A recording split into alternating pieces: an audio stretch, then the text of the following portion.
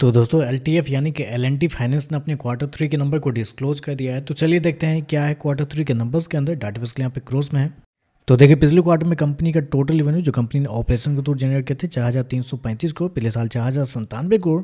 अभी देखें तो बढ़ के 4,578 करोड़ आपको जाता हुआ देखने को मिला। तो कंपनी के टोटल इनकम देखें तो आपको साल दर साल क्वार्टर क्वार्टर बढ़ते हुए देखने को मिला है।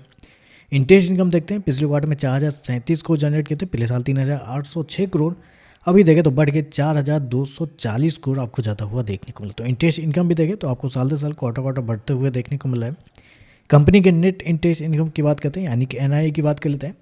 तो पिछले साल जो कंपनी का नेट इंटरेस्ट इनकम था वो था आपका 2,237 करोड़। पिछले क्वार्टर की बात करते हैं तो पिछले क्वार्टर में 2,403 करोड़ था, जबकि अभी देखें तो कंपनी का नेट इंटरेस्ट इनकम बढ़ के 2,537 करोड़ आपको जाता हुआ देखने को मिल रहा है। यहाँ पे देखें तो कंपनी का जो नेट इंटरेस्ट इनकम है वो आपको साल दर साल क्वार्टर क्वार्टर बढ़ते हुए देखने को मिल रहा है। साल दर साल लगभग 14% के आसपास की, और क्वार्टरली बेस पे जाते हैं तो लगभग 5% के आसपास का तेजी आपको देखने को मिला है। कंपनी हो गया 2,537 करोड़ का नेट इंटरेस्ट इनकम इस क्वार्टर में, जबकि मार्केट का अनुमान था 2,483 करोड़ के आसपास। तो आप कह सकते हैं जितना मार्केट का अनुमान था उसके आसपास या उससे थोड़ा सा बेहतर आपको देखने को मिल रहा है। चलिए कंपनी खर्चे क्या निकलते हुए वो देखते हैं।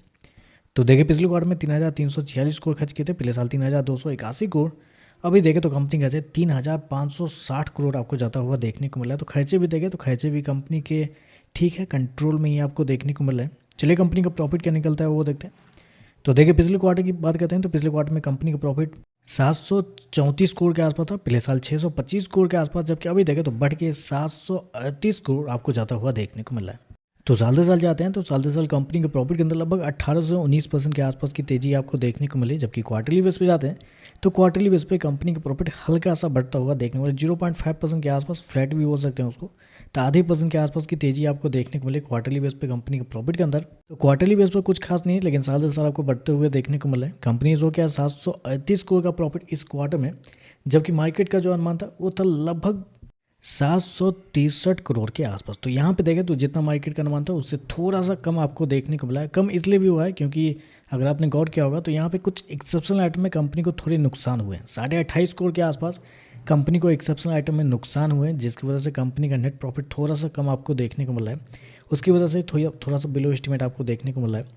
ईपीएस की बात करते हैं तो देखिए पिछले क्वार्टर में कंपनी का ईपीएस ₹2.94, पिछले साल देखते हैं ₹2.51, अभी देखें तो ₹2.95 आपको जाता हुआ देखने को मिला है।